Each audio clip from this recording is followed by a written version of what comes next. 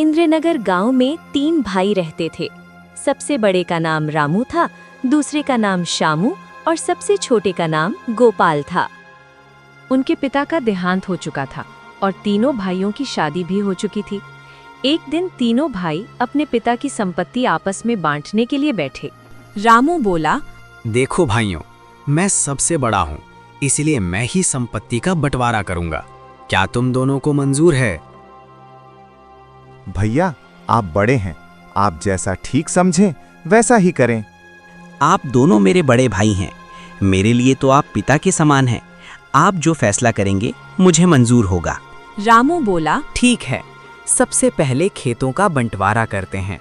हमारे पास 2 खेत और 1 मेड़ है। हम 3 भाई हैं, इसलिए एक खेत मेरा होगा, दूसरा श्यामू का, और जो मेड़ बच जाएगी वो गोपाल की होगी। वाह भैया, आपने बहुत अच्छा फैसला किया। गोपाल चुपचाप सब मान गया। इसके बाद तीनों भाई आम के पेड़ के पास गए। वो पेड़ उनके पिता ने लगाया था। रामू बोला, देखो, इस पेड़ में 2 डालियां हैं और 1 जड़ है। एक डाली मेरी होगी, दूसरी श्यामू की, और जड़ गोपाल की होगी। भैया, ये भी बहुत अच्छा फैसला है। गोपाल ने फिर कुछ नहीं कहा और सब मान लिया।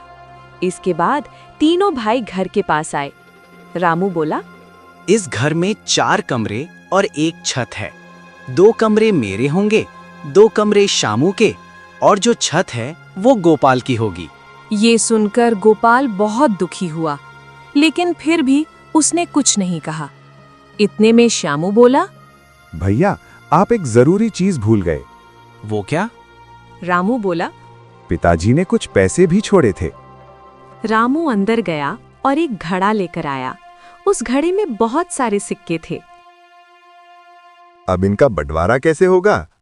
जो नए सिक्के हैं वे मेरे और शामू के होंगे, और जो पुराने सिक्के हैं वे गोपाल के होंगे। अंत में गोपाल को सिर्फ 4 पुराने सिक्के मिले। गोपाल बोला, भैया, अगर मेरे भाग्य में यही 4 सिक्के लिखे हैं तो मैं इन्हें ही स्वीकार करता हूँ।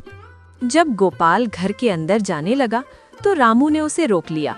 रामू बोला, अरे गोपाल, अब ये घर हमारा है, तुम्हारा हिस्सा तो छत है। तुम छत पर जाकर रहो, इस घर में अब तुम नहीं रह सकते। ये सुनकर गोपाल और उसकी पत्नी बहुत दुखी हो गए।